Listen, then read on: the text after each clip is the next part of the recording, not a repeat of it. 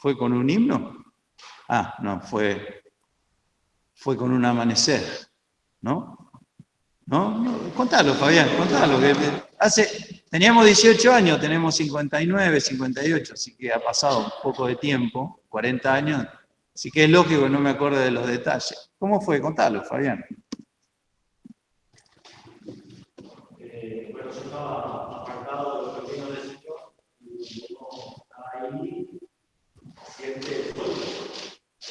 Un grupo totalmente nuevo, gente, y bueno, empecé a orar. Pero era la oración, Señor, perdona, pero no había entrega. Digo, no, yo tengo que hacer lo mismo. Tiene que ser verdad, claro. Y bueno, nosotros estábamos con las espinas, haciendo espinas, y yo no sé qué, estamos haciendo el negocio para lo que se sabía esforzar. Sí. Decirle, bueno, todo lo que hice, lo que quise, sin el temor a Dios, y bueno, ahí me planté delante del Señor y digo, no, ahora ese camino, de mi camino, me lleva por un sendero que termina más. Y ahí empecé. Ahí volviste. Me acuerdo. Ahora me acordé cómo había sido.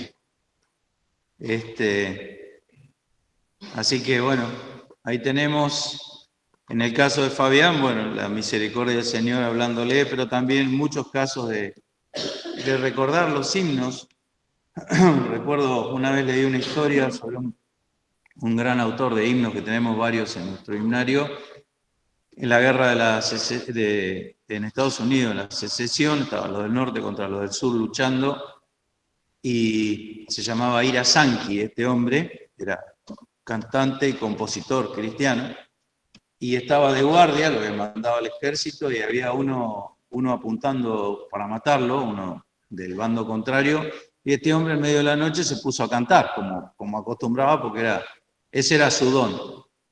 Y bueno, pasó el tiempo y este estaba predicando y cantaba, dice, usted estuvo la noche de tal día de guardia en tal lugar. Sí, dice, ¿cómo sabe? Y yo lo estaba por matar a usted, pero lo apunté y cuando usted empezó a cantar, empecé a escuchar y después se me fueron las ganas y pensé, si alguien en estos momentos puede cantar así, tiene que tener un Dios grande.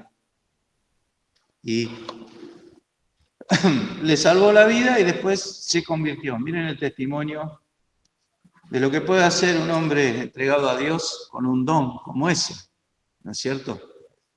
A veces le mezquinamos nuestros talentos al Señor y cuán grandes cosas podría hacer Él si nosotros nos entregásemos, sea lo que sea que tengamos, lo que hagamos bien.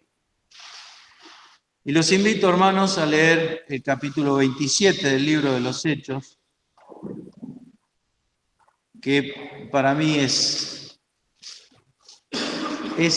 uno no se cansa de leerlo una y otra vez.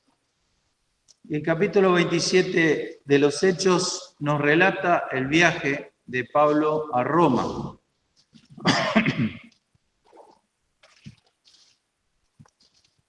Hechos 27, página 166 del Nuevo Testamento, nos dice, mas como fue determinado que habíamos de navegar para Italia, entregaron a Pablo y a algunos otros presos a un centurión llamado Julio de la compañía Augusta. Así que, embarcándonos en una nave adrumentina, partimos estando con nosotros Aristarco, macedonio de Tesalónica, para navegar junto a los lugares de Asia.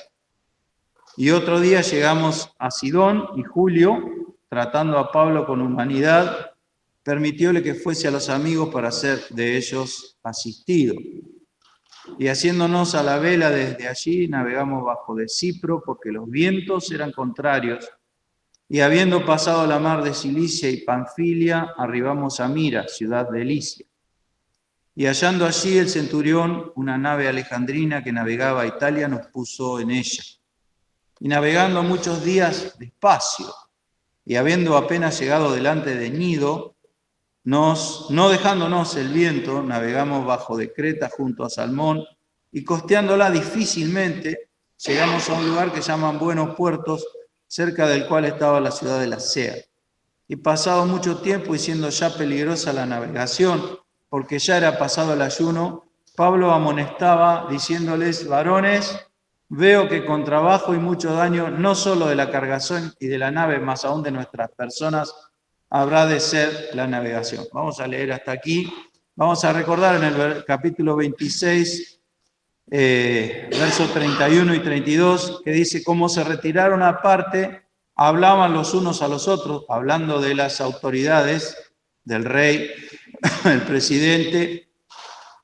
Como se retiraron aparte, hablaban los unos a los otros, diciendo: ninguna cosa digna ni de muerte, ni de prisión hace este hombre. Y Agripa, Herodes Agripa, dijo a Festo: ¿podía este hombre ser suelto si no hubiera apelado a César?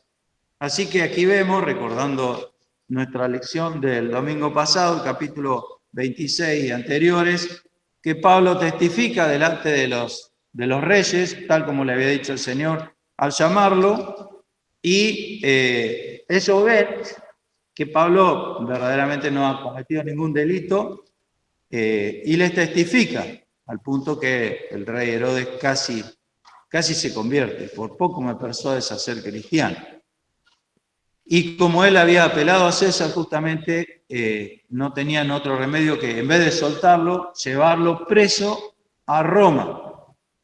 Iba prisionero a Roma porque él había apelado a lo que sería la Corte Suprema, la Corte del Emperador, el Rey, César. Así que, y como recordamos también, el Señor le había dicho en una aparición, le hace que no temiera, porque era menester. El capítulo 23, verso 11, dice: la noche siguiente, presentándosele el Señor, le dijo: confía, Pablo, que como has testificado de mí en Jerusalén, así es menester que testifiques también en Roma. Y podemos ver este hombre, Pablo, este siervo de Dios, del cual tenemos tanto que aprender. De hecho, aprendemos todos los días de sus escritos, de sus historias. Aquí nos enseña con sus hechos, podríamos decir, no tanto con sus palabras como en las cartas, cómo es la fe en la palabra de Dios. Porque el Señor le dijo: vas a ir a Roma, vas a testificar en Roma. Y eso le dio a Pablo la presencia de ánimo y la paz interior, que no fue afectada, como vamos a ver ahora, no fue afectada por todas las cosas que le sucedieron, todas las circunstancias que le sucedieron. Entonces, este capítulo 27, que nos relata una historia con detalles muy, muy, muy interesantes, la verdad que cada detalle nos hace pensar en una reflexión, hasta los nombres de los barcos puede hacernos pensar en reflexionar, ¿no es cierto? Pero Pablo nos va a mostrar con sus hechos lo que es confiar en la palabra del Señor. Eso por un lado, podemos decir. Aquí se trata, en este capítulo, de rescatar enseñanzas, primeramente del protagonista de esta historia, que es el apóstol Pablo.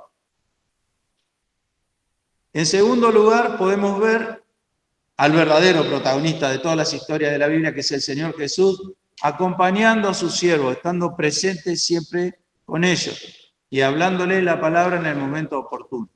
Podemos reflexionar respecto a esto diciendo que si nosotros observamos en el libro de los Hechos, algo que llama, si nos podemos leer con atención, llama mucho, mucho la atención, despierta la curiosidad, las diferentes formas en que Dios habla en el libro de los Hechos.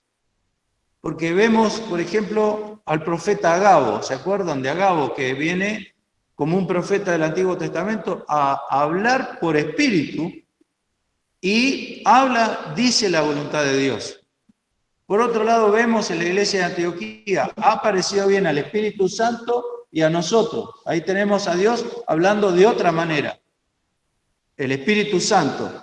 Siempre es el Espíritu Santo, pero vemos, por un lado, hablar al corazón de los creyentes, por otro lado, que dice, apartadme a Bernabé y a Saulo, esa fue la iglesia. Luego, como decía el profeta, Pero luego aquí, en medio de la tormenta que va a venir, aparece en persona el Señor Jesús. Lo mismo que en la cárcel, en la oscuridad. No temas, Pablo, que es menester que vayas a Roma a testificar de mí.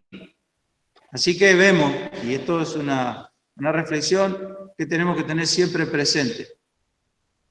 Cuando estés pasando en la oscuridad, en la tormenta, en la prisión, porque a veces la prisión no es como la del apóstol, pero a veces estamos aprisionados por diferentes circunstancias, como decíamos, enfermedades, situaciones económicas, relaciones personales difíciles, o sea, con nuestra familia, como decía, que a mí me pasa, ver a los hijos apartados.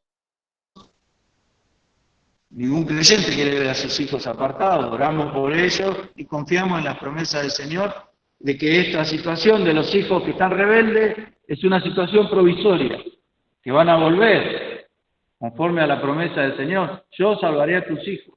Cree en el Señor Jesucristo y serás salvo tú y tu casa. Pero mientras tanto, padecemos esas cosas y es una prisión para nosotros. Y las relaciones difíciles, matrimoniales, en el trabajo, cada uno de los que estamos aquí podría señalar alguna, ¿no es cierto? Bueno, debemos recordar, porque esto nos enseña el capítulo 27 del libro de los Hechos, que cuando estemos así, en la oscuridad, en la cárcel, en lo profundo, o en la tormenta, en medio de las olas, ahí fíjense que no viene el profeta Agabo, ahí no viene el hermano a decirme algo, ahí viene el Señor a hablar. No es que lo otro sea menos, porque todo es de Dios. Pero ahí el Señor Jesús se presenta como aquel, como hemos cantado, porque justamente el Salmo 48 nos dice que este Dios es Dios nuestro eternamente y Él nos capitaneará hasta la muerte. Y ahí, en ese hasta la muerte, no solo significa que llega hasta la muerte, como si en la muerte terminara, porque sabemos que el Señor nos capitanea eternamente, sino sobre la muerte también. O sea, navega sobre la muerte el Señor, sobre mi muerte, y me capitanea hasta llevarme al puerto seguro, por utilizar términos marítimos, como hemos estado cantando. La verdad que me gustó muchísimo la parte de alabanza, ese corito que trajo Patricia, recordarnos, traer a la memoria esas cosas, ¿no? Entonces vemos la fe en la palabra de Dios, pero también la presencia del Señor, acompañando a sus hijos en medio de la tempestad, en medio de la tormenta.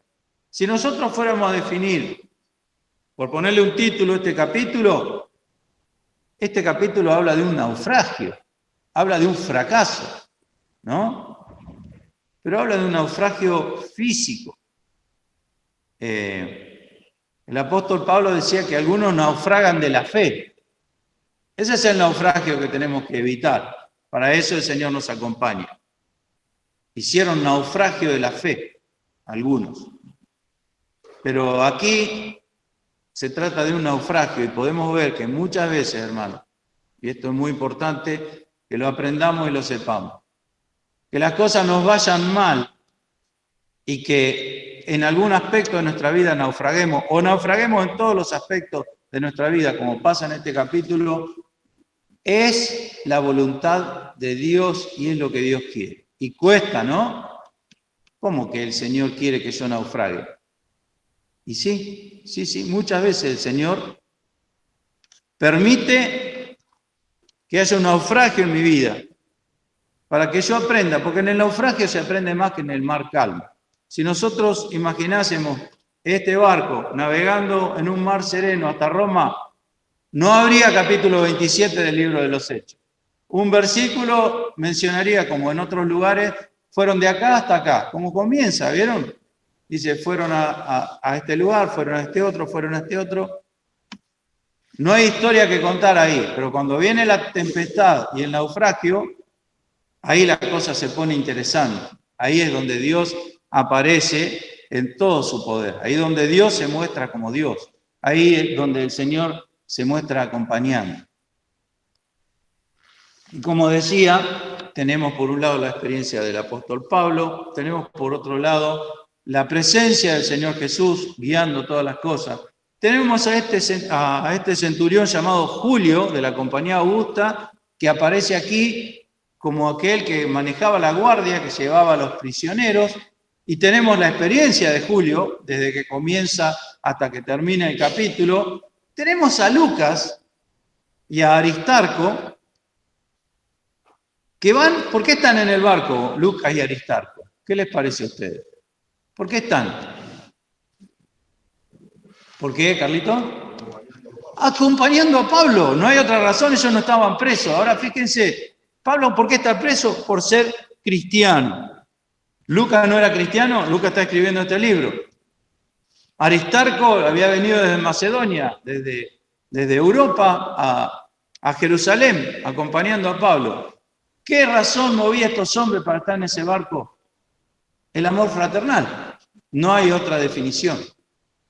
Eso era lo que hacía que Lucas y Aristarco estuvieran ahí, acompañando a su hermano en la fe.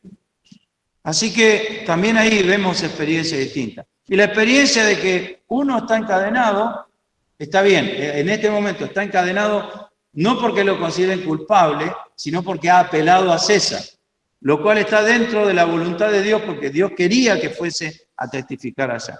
Y yo digo, y lo repito, era la mejor forma de entrar en Roma, así como entraba. Tenía entrada libre a Roma, no había ningún impedimento. Iba a Roma, sí o sí.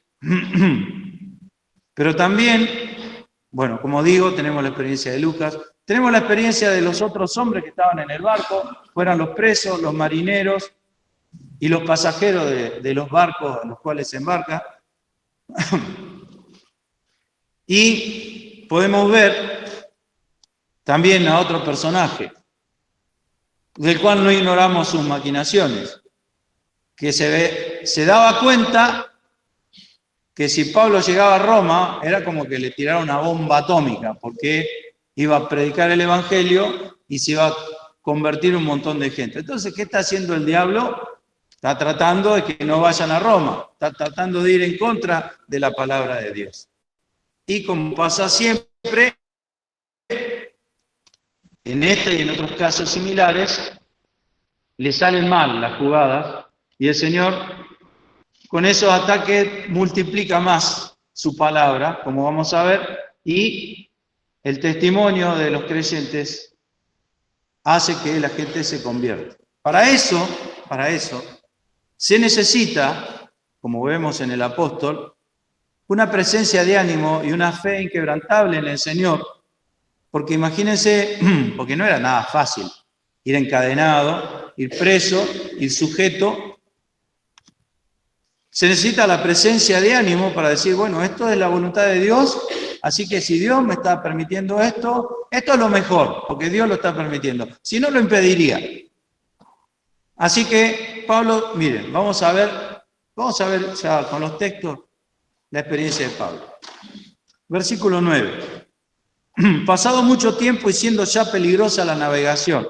Es decir, estaban en otoño.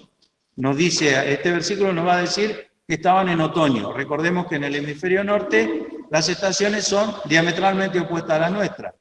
Así que más o menos en septiembre, por la fecha que da, es en septiembre, lo cual significa que estaban en otoño yendo hacia el invierno, digamos. Y aquí nosotros en esa época estábamos en primavera, yendo hacia el verano.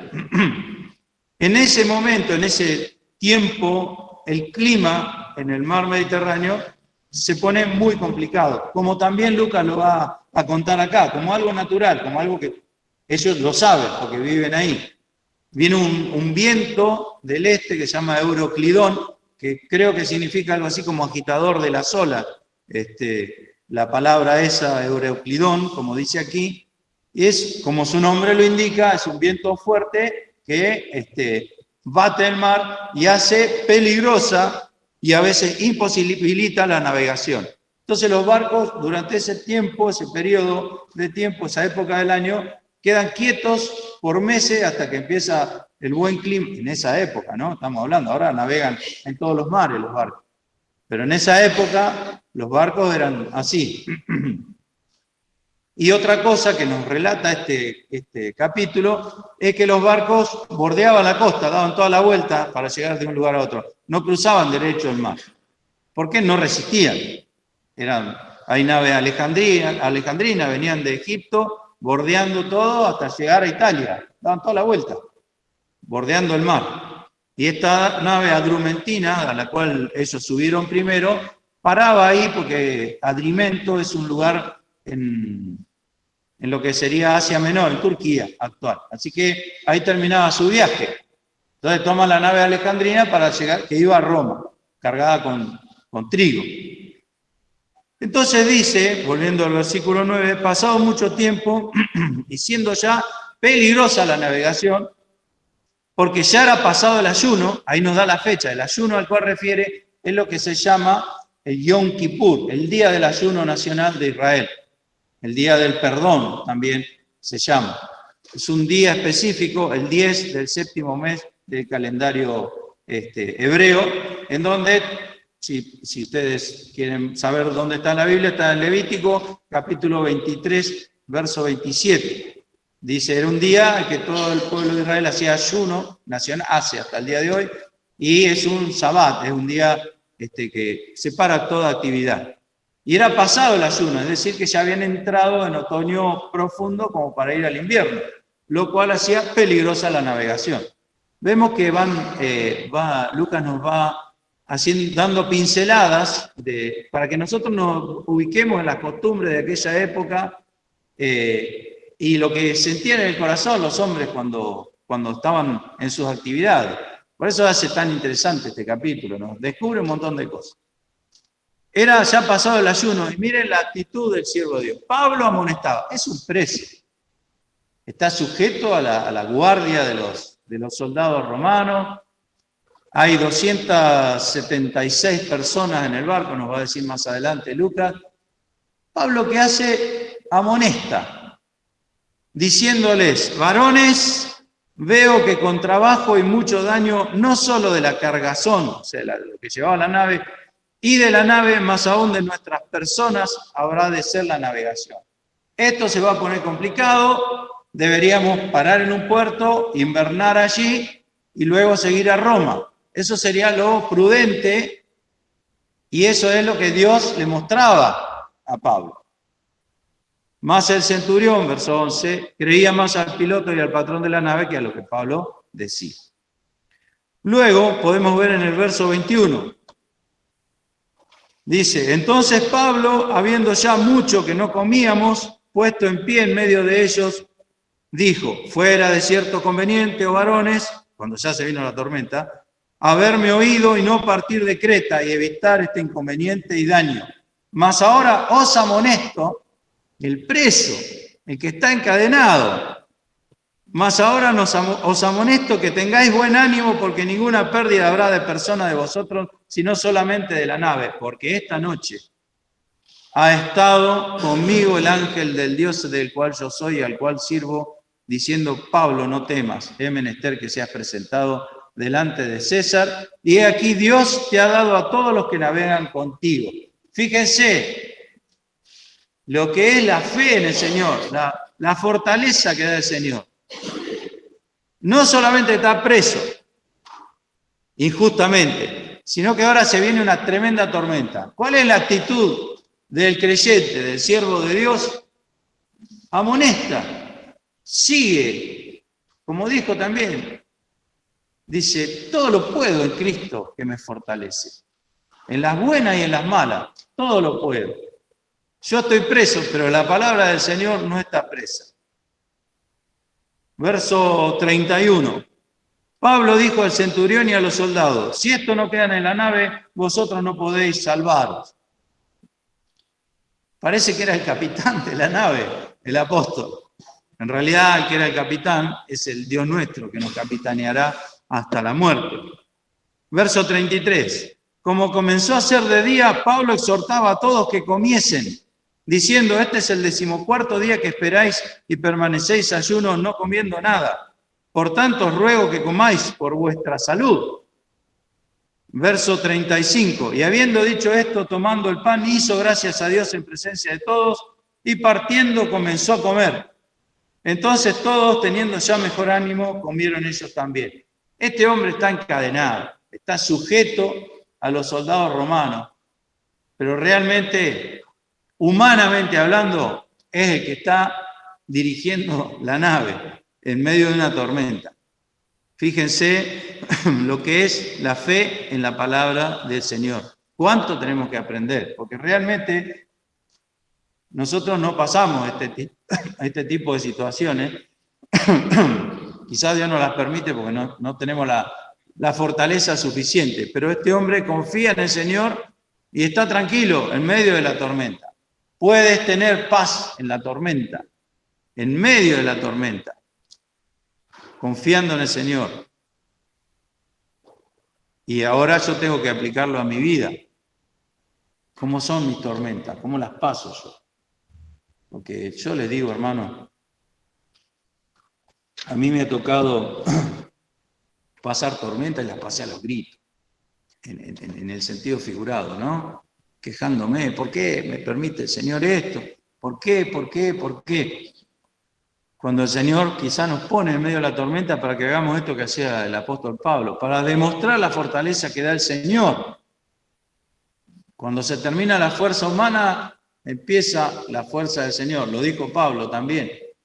El Señor le dijo a Pablo, mi potencia se perfecciona en la flaqueza, como si le dijera, él mismo lo dijo, cuando soy flaco, entonces soy poderoso. Miren lo que es esa experiencia aquí, cómo se nota a las claras. Se paraba, decía, tendrían que haberme hecho caso, le decía. Tendrían que haberme hecho caso. El preso le decía a los soldados, al centurión, al capitán de la nave, a los marineros, me tendrían que haber hecho caso. Pero tranquilos, ¿no? No se preocupen que nos vamos a salvar todos. Presencia de ánimo. ¿Cómo son mis tormentas?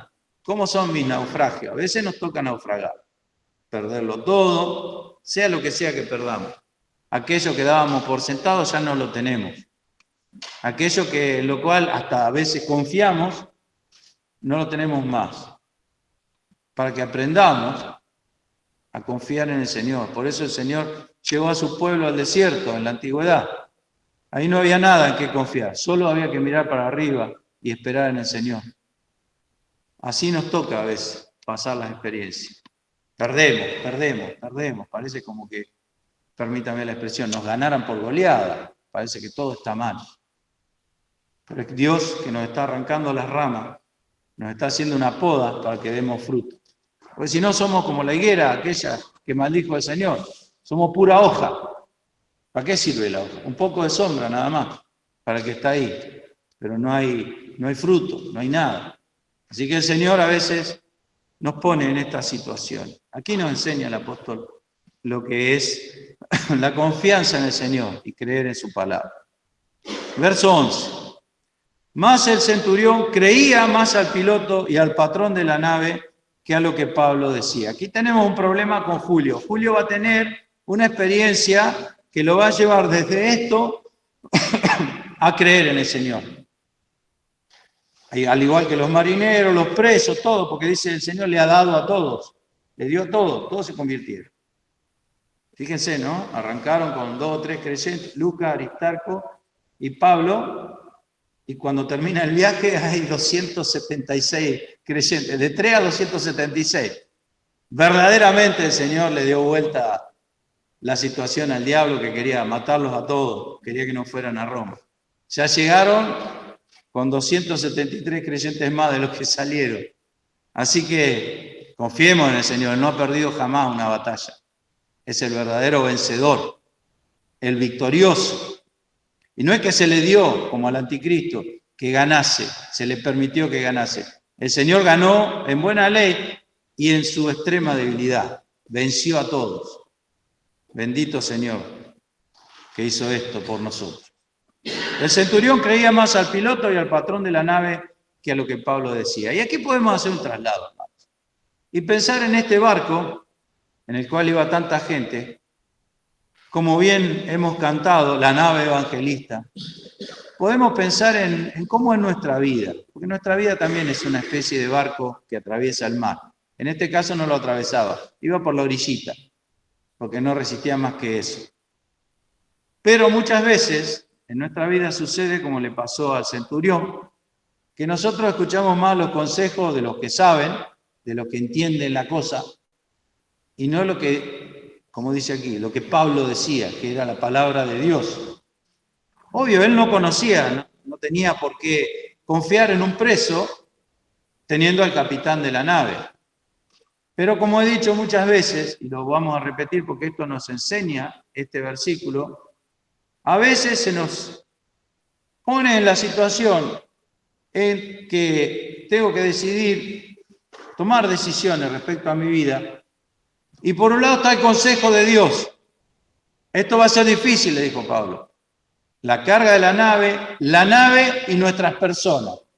Los tres factores que van arriba de esta nave, los tres va a ser, como dice aquí, con trabajo y mucho daño. Eso decía la palabra de Dios, el consejo del apóstol. Por otro lado estaba el patrón de la nave y el piloto, que eran los especialistas, los que sabían. Entonces Julio, este centurión, creía más a los especialistas que a lo que decía el siervo de Dios. Aquí también tenemos una enseñanza, porque muchas veces nosotros como dice el libro de Proverbios, nos estribamos. Estribar es apoyarse en el estribo, ¿no es cierto? Ustedes han visto cuando se sube un caballo, vamos a poner ese ejemplo. A cualquiera que vea, aunque no haya andado a caballo jamás, se pone el pie en el estribo y ese es el escalón para subir. En un momento que se está subiendo el caballo, todo el peso del cuerpo está apoyado sobre el estribo.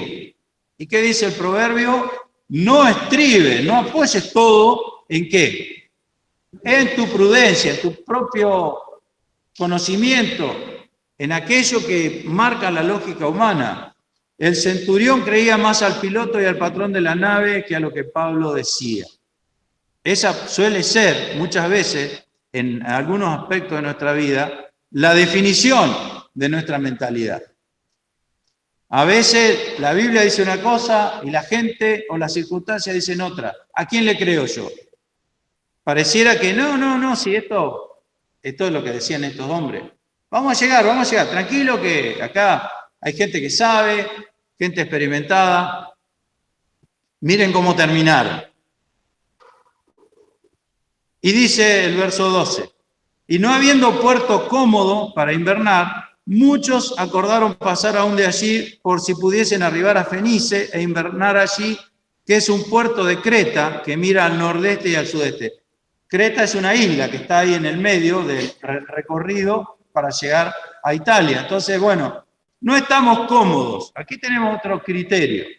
No estamos cómodos. Entonces, como no me gusta, no lo hago. Como no me es cómodo, no lo hago. No habiendo puerto cómodo para invernar. No vamos a pasar aquí todo el invierno. Entonces se largaron y se le hundió el barco, que es mucho más incómodo que el puerto cualquiera donde se hubieran quedado.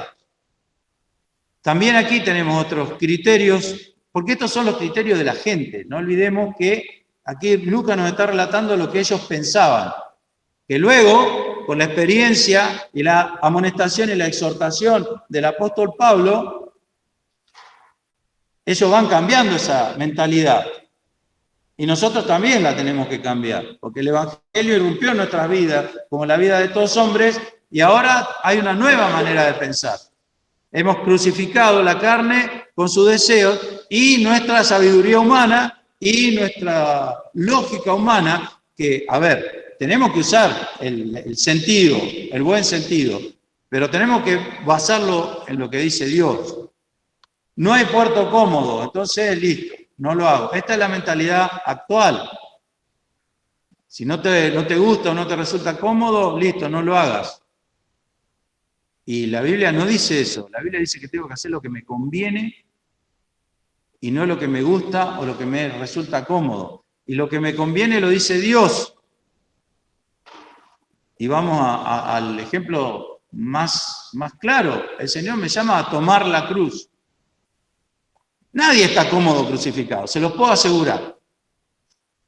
Nosotros nos cortamos un poquito en algún lado en el cuerpo y estamos súper incómodos. Nos golpeamos un dedo y estamos incómodos. Imagínense que le atraviesen con clavos los 2 pies y las 2 manos.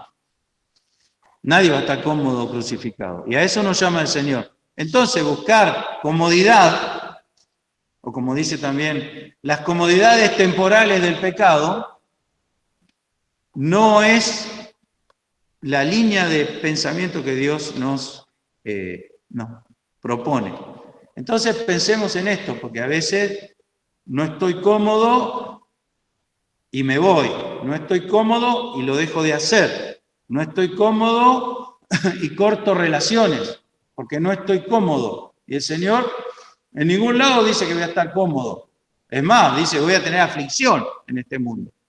Y me llama a tomar la cruz, sabiendo que hay una victoria después de eso. Entonces estos, como no hallaban puertos cómodos, y no, vamos a seguir hasta que encontremos un lugar que nos guste. Bueno, así les fue, y así me va a mí cuando evito la cruz y busco el puerto cómodo. Así me va. Estas son las consecuencias. Se hundió el barco. Y si no hubiera sido porque estaba la misericordia de Dios presente y el Señor presente, porque era el otro pasajero el que no se veía, había 277, no 276, como dice en el verso 37. 276 eran los hombres, las personas que estaban en la nave, pero había otro pasajero más, el que le apareció a Pablo, el ángel del Dios al cual yo soy y del cual yo sirvo. Ese también estaba. Bendito Señor que no nos abandona, que está con nosotros todos los días hasta el fin. Y acá en este versículo hay otro detalle más. No habiendo puerto cómodo para invernar, muchos acordaron pasar aún de allí por si pudiesen arribar a Fenicia. La mayoría, muchos, la mayoría pensaba de esa manera. Y esto para reflexionar también. Que muchos acuerden no quiere decir que haya razón en ello, se recontra equivocaron. Muchos acordaron pasar de allí. Así que miren todo lo que nos va enseñando este pasaje, porque tiene muchas capas de enseñanza. Verso 13. Soplando el austro, o sea, el viento sur, pareciéndoles que ya tenían lo que deseaban, alzando velas, iban cerca de la costa de Creta. Cambió el viento y eso les pareció. Y recordemos esto también, porque aquí cometieron un gravísimo error. Parecía que ya tenían lo que deseaban. Y lo que deseaban, que les parecía que tenían, los iba a llevar a que se le hundiera el barco. Porque arrancaron del puerto y, contrario al consejo que le daba el apóstol, y, como digo, así les fue. Pareciéndoles que ya tenían lo que deseaban. Por fe andamos, no por vista. Por ahí me parece que tengo lo que deseo. Recordemos a los hebreos en el desierto. ¿Quién nos diera a comer carne? ¿Quién nos diera a comer carne? Decían, ¿no es cierto? Números capítulo 11. Estamos ya cansados de comer este pan tan liviano. Queremos comer algo más. Entonces un día aparecieron las codornices, ¿no es cierto? Y también les parecía que tenían lo que deseaban y lo que era mejor para ellos de acuerdo a su deseo. Y perecieron aquel día miles, ¿sí? Porque deseaban y deseaban mal.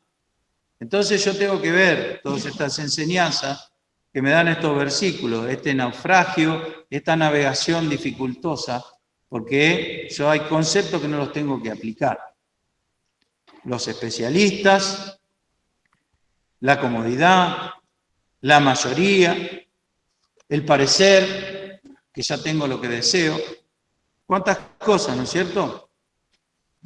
Dice el verso 14, mas no mucho después, y aquí empieza la complicación, mas no mucho después dio en ella un viento repentino que se llama Euroclidón, y siendo arrebatada, fíjense, siendo arrebatada la nave y no pudiendo resistir contra el viento, la dejamos y éramos llevados. Y Y ahí empieza, perdieron el control de todo lo que estaban acostumbrados a hacer. Éramos llevados, la nave iba donde la llevaba el viento. Y a veces pasa, hermano, así es nuestra vida a veces, ¿no es cierto? El Señor me quita las riendas de mi vida y mi vida va a donde es llevada por el viento. ¿Y qué hago en ese momento? Y habiendo corrido a sotavento, quiere decir viento abajo, como se le llama, de una pequeña isla que se llama Clauda, apenas pudimos ganar el esquife. El esquife es un bote chiquito, vendría a ser como un bote salvavidas, pero era una especie de herramienta en esa época, además de ser un salvavidas. Era una herramienta para poder reparar el barco alrededor con un botecito y ir, si había una avería, no olvidemos que eran de madera. Entonces, con el esquife, con el botecito, ellos podían hacer la reparación alrededor del barco. Dice que casi lo pierden al esquife, que era, digamos, la representación de cómo me salvo de esta. Bueno, tengo el botecito salvavidas. Dice, casi lo pierden.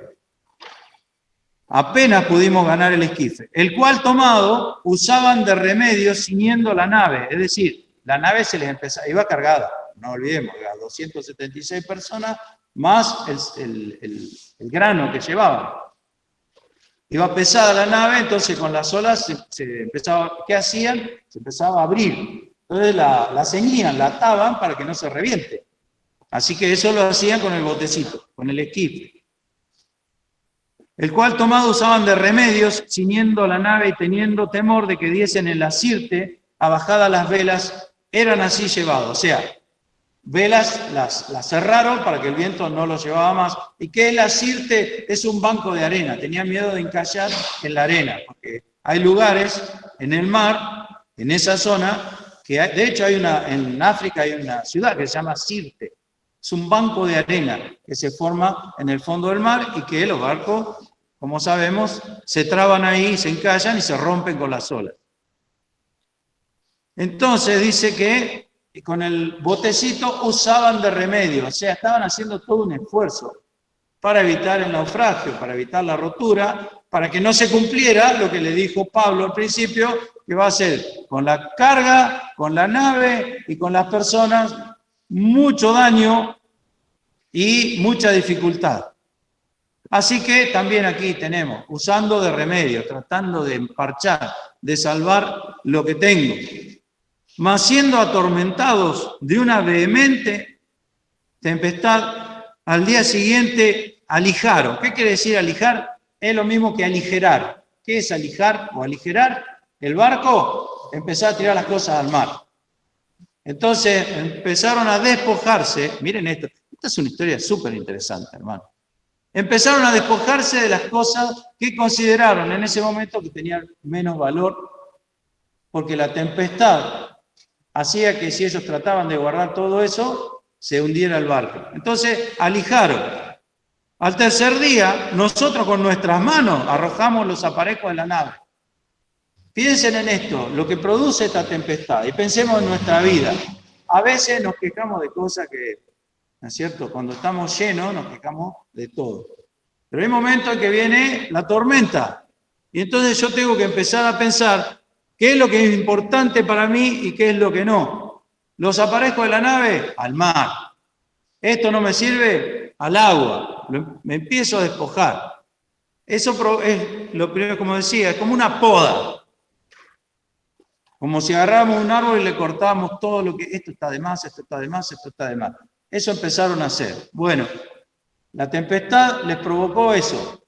3 días tirando cosas al mar que no servían, que eran de importancia secundaria. Y nosotros a veces nos pasa en la vida, que empezamos a llenarnos de cosas que son de importancia secundaria y, permítanme expresarlo de esta manera, Dios se cansa. Dice, bueno, vamos a dar una sacudida a esto para que lo que no sirve se caiga y se vaya. Nosotros con nuestras propias manos, arrojamos los aparejos de la nave. Y empieza un proceso de pérdida aquí, debido a esta tempestad, que estaba, como dije al principio, dentro de la voluntad de Dios, esta pérdida. Primero se pierden los aparejos. Luego, en el verso 32, dice, entonces los soldados cortaron los cabos del esquife y dejáronlo perder. Perdieron el bote salvavidas. Fíjense, no tenían aparejos, no tenían bote salvavidas, empezaron por decirlo de alguna manera, a caminar sin red. Porque tenían que aprender a depender del Señor, no de las seguridades propias que lo rodeaban, de lo que ellos habían armado. Así que ya no tenemos aparejo en la nave, ya no tenemos bote salvavidas. Versículo 38. Y satisfechos de comida, aliviaban la nave, echando el grano al mar. Lo que llevaba la carga, el tesoro de la nave, en ese momento era un impedimento para que ellos se salvaran. Como aquel hombre que empezó a guardar y voy a agrandar los hilos, y después le voy a decir a mi alma, gózate, huélgate, porque ya tengo todo lo que necesito. Dice, esta noche vienen a pedir tu alma. Y lo que has guardado, ¿de quién será? Y aquí un caso análogo. Este es el tesoro de la nave. Lleva el grano a Roma. Molesta ese tesoro. Molesta, esto es el símbolo de las cosas materiales que nos atan a este mundo y que nos hacen hundir el barco de nuestra fe. Echando el grano al mar, porque si no se perdían, se morían. Fíjese cómo el Señor le va quitando cosas. Cortando, verso 40, cortando pues las anclas, las dejaron en la mar, largando también las ataduras de los gobernalles. ¿Qué son los gobernalles? O los gobernales. Es el timón de la nave, que tenía sogas para moverlo hacia un lado y hacia otro. O sea que no había ancla. El ancla era lo que hacía que el barco no se lo llevara al mar si estaba en la costa. No hay más ancla. Y el timón era lo que me permitía ir en el barco a donde a mí se me antojaba. Entonces empezaron, fíjense, empiezan tirando, bueno, esto no importa que lo pierdan. Después pierden el grano, que es el tesoro. Y ahora ya está, ya no tiene ni ancla ni timón ese barco. Cortando pues las anclas, la dejaron en la mar, largando también las ataduras de los gobernalles, y alzada la vela mayor al viento, íbanse a la orilla. La querían clavar a la nave en la orilla para que no se la lleve el mar. O sea que ya no les importaba la pérdida, sino salvar su vida. Mas dando en un lugar de 2 aguas, hicieron encallar la nave, y la proa hincada estaba sin moverse, ¿entendemos? ¿No es cierto? Se clavó en la arena, la proa, la parte de delante del barco, estaba clavada en la arena y no se movía. Y la popa, la parte de atrás del barco, se abría con la fuerza del mar, o sea, hacía una especie de bisagra el barco, imagínense cómo quedó. Y así, hermanos, suele pasar en nuestra vida. Perdemos todo aquello que a nuestros ojos nos da seguridad y que Dios nos saca para que aprendamos a confiar en este Dios nuestro, que es Dios nuestro para siempre, eternamente, y que nos capitanea aún por sobre la muerte, más allá o hasta la muerte. Hasta en la muerte el Señor nos guía, porque nos lleva de la mano a la presencia del Padre. Con gran pérdida y con trabajo y con mucho daño ha de ser la navegación, que de cierto, como dice Pablo, hubiera sido conveniente haberle hecho caso y quedarse ahí. Pero el Señor tenía un propósito, porque en el medio de toda esa tempestad y esa tormenta, y estando ayunando 14 días, que estaban, imagínense, 14 días sin comer, estaban súper débiles todos estos hombres. ¿Cómo podían luchar contra la tormenta con esa debilidad? Por eso dice Pablo, coman por vuestra salud. Miren hasta qué punto este hombre tenía cuidado, este siervo de Dios tenía cuidado de lo que lo rodeaba. Aparece el Señor y le dice, Dios te ha dado todos los que navegan contigo. Y así es como se comportaba Pablo, conforme a esa palabra. Por otro lado, y otra enseñanza que tiene esto,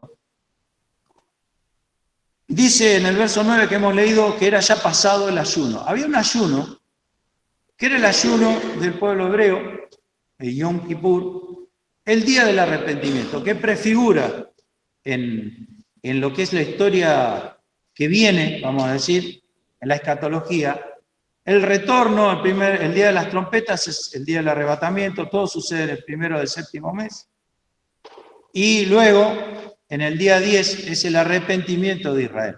Harán llanto sobre él como llanto sobre unigénito, nos dice la profecía.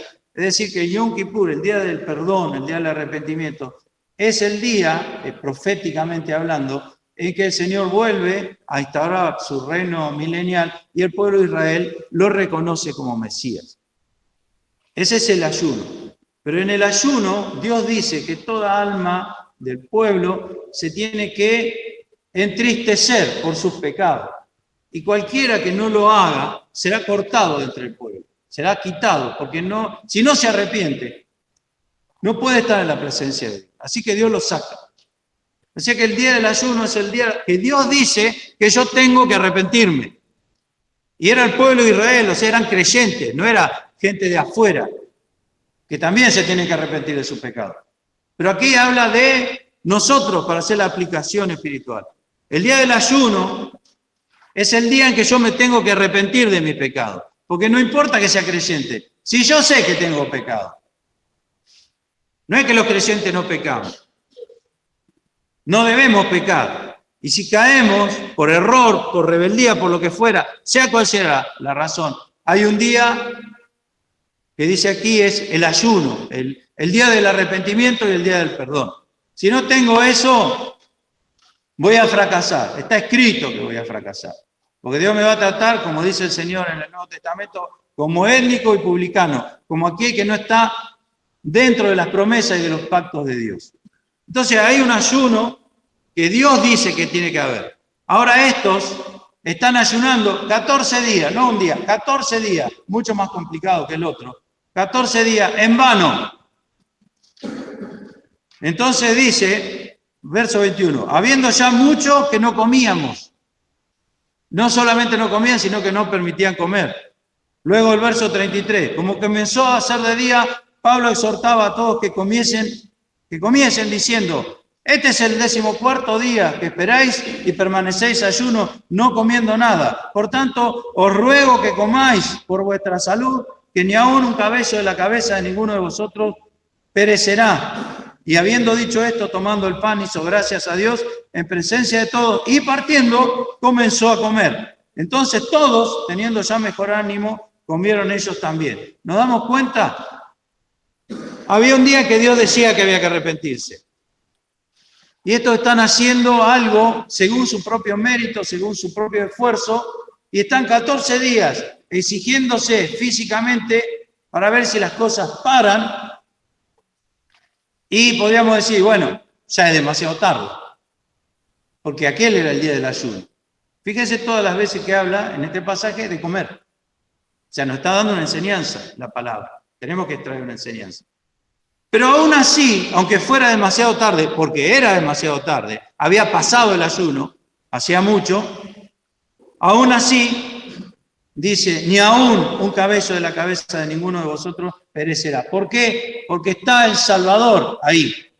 Y aunque sea tarde, y aunque debiera haberse ayunado y arrepentido antes, aún así está ahí el Señor. Y dice, dando gracias, lo cual nos hace acordar al Señor Jesús, partiendo el pan y dando gracias en presencia de todos, comenzó a comer. Y ahí todos vieron y empezaron a cobrar ánimo y empezaron a poder trabajar para sacar todo el trigo dentro del barco y tirarlo al mar. Y fíjense cómo aquí tenemos otra vez la experiencia del centurión. Pues ya vamos a terminar con esto, aunque hay mucho más para decir, hermano. Léalo este capítulo porque tiene muchísimas enseñanzas. Dice en el verso 41 que hemos leído, mas dando en un lugar de 2 aguas, hicieron encallar la nave y la proa hincada estaba sin moverse y la popa se abría con la fuerza del mar. Entonces, el acuerdo de los soldados era que matasen los presos porque ninguno se fugase nadando. Recordamos que era ley romana que el soldado, lo vemos en el centurión romano, cuando se viene el terremoto y se abre la cárcel, él quería matarse. ¿Por qué? Porque pagaba con su vida si se le escapaba el preso. Era uno por otro. Se te escapa el preso, vos te morís. Así que hacían lo que sea. Matar al preso era una de ellas. En vez de que me maten a mí, te mato yo a vos. Pero ¿qué pasaba? A lo largo de todo este naufragio, Julio, el centurión, había ido viendo que toda su vida y sus decisiones estaban junto con el barco hundiéndose. Y veían que había algo superior, que es la palabra de Dios en la boca de este siervo, que acertaba mucho más que el conocimiento humano que podían tener el piloto y el capitán de la nave y todos los consejos humanos que le podían dar. Entonces dice, ya de por sí él sabía que este hombre había apelado a César y que no tenía ningún crimen, por eso lo deja que lo asistan cuando paran en el puerto. Pero dice, entonces el acuerdo de los soldados era que matasen los presos porque ninguno se fugase nadando, más el centurión, queriendo salvar a Pablo, estorbó este acuerdo y mandó que los que pudiesen nadar se echasen los primeros y saliesen a tierra, y los demás parten tablas, parten cosas de la nave, y así aconteció que todos se salvaron, saliendo a tierra. Un final feliz. Después sigue el 28, Dios mediante, lo estudiará el pastor el domingo que viene, también muy interesante, porque ahí es donde se completa la historia. Pero vemos esto, todos se salvaron. De la manera que sea, parten tablas, parten cosas de la nave, los que sabían nadar, nadando, pero todos se salvaron. Al que iba nadando, Dios lo asistía para poder nadar en el mar embravecido y salir a la orilla. Los otros agarrados de los pedazos del barco, pero todos se salvaron. Y sea de la manera que sea, hermanos, sea de la manera en que hemos vivido y con los, podríamos decir, los resabios de nuestra vida, aunque se haya destruido, como también pasó, recuerdan, con las serpientes ardientes, pasaron por el Negev, uno de los lugares más calurosos del mundo. Y encima del calor aparecieron las serpientes ardientes. ¿Por qué? Porque ellos habían murmurado y Dios les permitió esa plaga. Y Dios puso una bandera para que todo aquel que mirara se pudiera salvar mirando esa bandera de la herida de la serpiente. Pero pienso yo, digo yo, y estoy prácticamente seguro de esto, que muchos de los que fueron mordidos y miraron la bandera y se salvaron, no se les quitaron las cicatrices de la mordida de la serpiente. Y póngale que se le había mordido en la pierna, ellos se miraban y estaban los 2 puntitos de los colmillos de la serpiente. Pero ellos estaban salvos, porque habían visto, como dijo el Señor, haciendo él la posición de la serpiente que levantó Moisés en el desierto, todo aquel que cree en él tiene vida eterna, será salvado. Pero ellos llegan a la tierra prometida. Esos hombres que habían sido, muchos de ellos, mordidos por la serpiente y habían mirado la bandera con la serpiente, que es el símbolo del Señor Jesucristo. Y llegan a la tierra prometida y entran en la tierra prometida, pero llevan las cicatrices de la mordida de la serpiente. Muchas veces nos muerde la serpiente y nos queda la cicatriz. Y si no fuese porque está el Señor ahí, al cual miramos con fe, pereceríamos en el desierto, postrados en el desierto, como dice Pablo. Aquí también, todos se salvaron saliendo a tierra. Uno nadando, otro agarrado de una madera, otro en parte de la nave, la que fuera que pudieran encontrar en medio de ese mar lleno de olas, pero todos llegaron a tierra.